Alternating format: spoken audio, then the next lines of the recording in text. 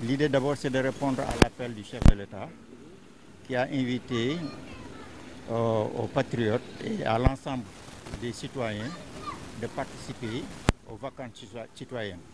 C'est ainsi que nous avons même anticipé les vacances citoyennes en organisant cette salle ici en collaboration avec la coordination de Saint-Louis, ici représentée par son coordinateur et certains responsables qui sont derrière nous comme la directrice de l'OLAC et monsieur Dieng, la coordination tous. Aujourd'hui, nous sommes ici à Ndiolofène pour faire un très grand set-saddle avec l'ensemble de la population de Saint-Louis. C'est la raison pour laquelle nous avons anticipé même les démarches avec certains services de l'État, avec les services des eaux et forêts, la direction de l'environnement qui étaient là le matin pour nous accompagner. Parce que étant tout simplement des citoyens, peut-être si nous associons les services techniques, ils vont nous orienter sur la bonne marche des manifestations. Le bilan est satisfaisant dans la mesure où on a établi pas mal d'ordures, surtout dans la zone de Gorée, où il y a eu beaucoup d'ordures. C'est là-bas aussi où l'hivernage fait plus de dégâts, mais aujourd'hui on a fait un grand nettoiement là-bas. Donc c'est pour nous l'occasion de remercier les populations, mais surtout les patriotes de Ndiolofène. Par rapport à ces activités que nous sommes en train de mener depuis plusieurs mois, il faut également dire que ça répond un peu à l'appel du président de la République et de son Premier ministre par rapport à ces journées de set-saddle et de curage des caniveaux. Mais il faut préciser que Pastef Saint-Louis était déjà dans ça, donc on avait plus ou moins anticipé cette vision du président de la République. Donc à travers nos cellules dans les quartiers, depuis près de 2 mois, on est en train de nous déployer.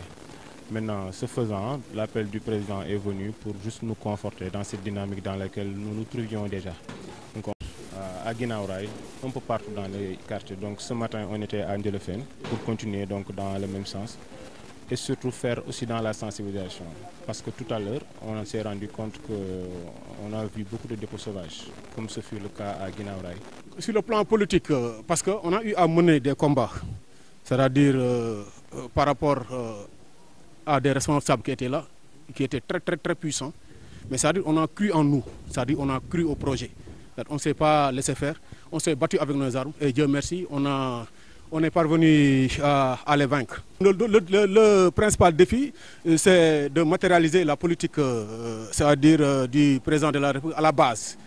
Aujourd'hui, on a jugé nécessaire d'organiser un investissement humain. On a commencé par Gorée, qui souffre des problèmes d'inondation. Dans un premier temps, les services de l'ONAS étaient de passage pour procéder au curage des caniveaux. Aujourd'hui, on a jugé nécessaire, c'est-à-dire de venir en appoint, n'est-ce pas? Avant cela, on a eu à les sensibiliser par rapport à la surveillance qu'ils doivent mener. Ils ne doivent pas accepter, c'est-à-dire que les gens viennent déverser leurs ordures là-bas, n'est-ce pas? Ensuite, on a eu à mener des actions et on a prévu aussi dans le cadre des vacances citoyennes de procéder à une campagne de reboisement dans certaines, c'est-à-dire ruelles de Ndiolofène. En plus de cela, nous comptons organiser des cours de vacances, nous qui sommes des acteurs de l'éducation, n'est-ce pas? Nous comptons, c'est-à-dire apporter notre pierre à l'édifice pour encadrer, appuyer, n'est-ce pas, nos petits frères, nos enfants, entre autres.